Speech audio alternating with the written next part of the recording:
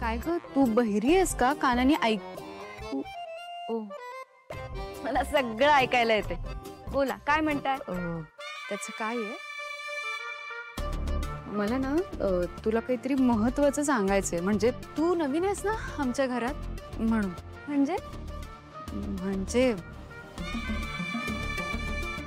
एक मिनिट.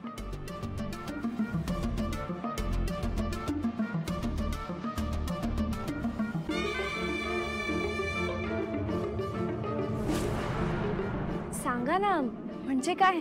तू नवीन आहेस या घरात, म्हणून तुला एक गोष्ट सांगायची होती. तू त्या फडतूस भिकारड्या मोलकर्णी सोबत, म्हणजे पारू, तिच्यासोबत जरा जास्तच मैत्री करतेस असं नाही वाटत? म्हणजे मला दिसतंय. हा, तुला वाटतंय की नाही आय डोंट नो, पण हा मला एवढंच सांगायचंय, ती ती पारूच तुझी दुश्मन आहे खरं तर. पारू आणि माझी दुश्मन, ती कशी काय?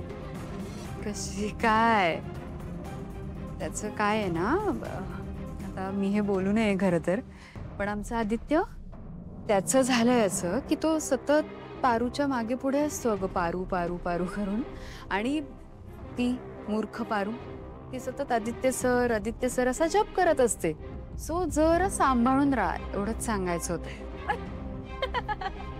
ए, तुला हसायला का झालं? काय हो दामिनी काकू? एक मिनिट, काकू नाही हा, काय आहे, तेवढं वय नाहीये माझं.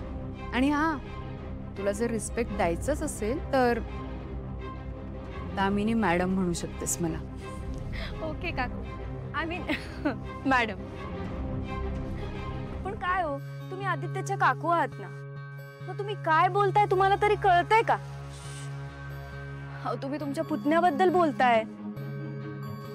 आणि राहिला प्रश्न आदित्य आणि पारूच्या मैत्रीचा, तर मला त्यांची मैत्री माहितीये. ते एकमेकांचे फक्त चांगले मित्र आहेत. आणि तसंही मी या घरात येण्यापूर्वी आदित्यबद्दल सगळं जाणलं. तो मुलींच्या बाबतीत किती क्लिअर आहे, त्याचं कॅरेक्टर किती नीट अँड क्लीन आहे. जाऊ दे. बाय द वे काकू, मॅडम, मला माझ्या आदित्यवर पूर्ण विश्वास आहे. त्यामुळे तुम्ही माझे कान भरण्याचा प्रयत्न करू नका.